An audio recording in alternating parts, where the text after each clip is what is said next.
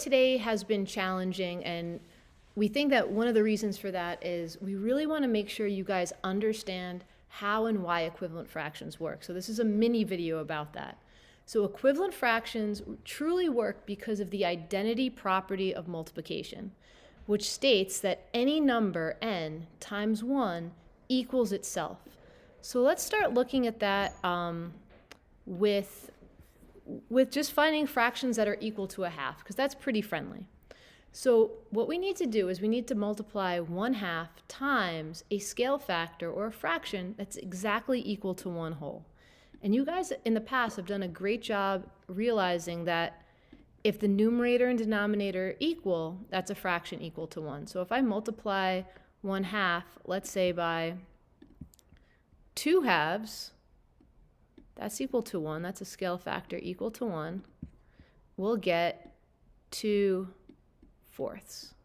So this is a scale factor equal to 1.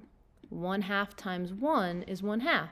Therefore, 2/4 must cover the same area as 1/2. And let's just make sure it does. So we have 1/2. I'm going to drag out some fourths. Let's see if 2/4 cover the same area as 1/2. Yeah, they do. They're completely equal. Whoop, bye, where'd you go? There you are. Okay, cool beans. Let's generate some more fractions that are equivalent to 1/2 using the identity property. So again, 1/2 times something will give us a fraction equal to 1/2. That something has to be a scale factor of 1. So I don't know, let's do 5/5. Let's see what happens there. 5/5 is a fraction equal to 1 because our numerator and denominator are the same. So again, we're multiplying by a scale factor equal to 1. 1/2 times 1 will be 1/2. It'll just be named different. It'll be named as 5/10. So let's see if that's also true. If 5/10 covers the same area as 1/2. Boop.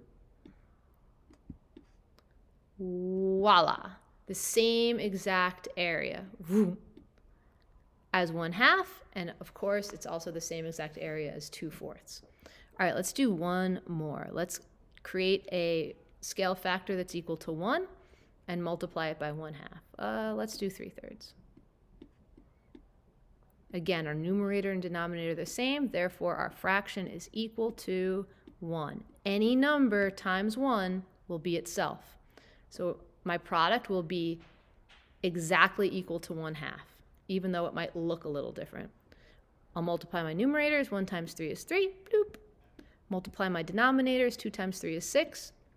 And let's use Mathagon, awesome tool, to really prove that 3/6 covers the same area as 1/2. Go to my sixths. Ka-ching! As you guys can see, 1/2 is equal to 2/4, is equal to 5/10, is equal to 3/6. And it all works because of your pal and mine, the great, the wonderful, the identity property. So 2/4 is another name for 1/2. 5/10 is another name for 1/2. And 3/6 is just another name for 1/2. 1/2 times 1 equals 1/2. All right, kiddos, hope this is helpful. We'll also be posting a homework help video. Later, taters. Bye.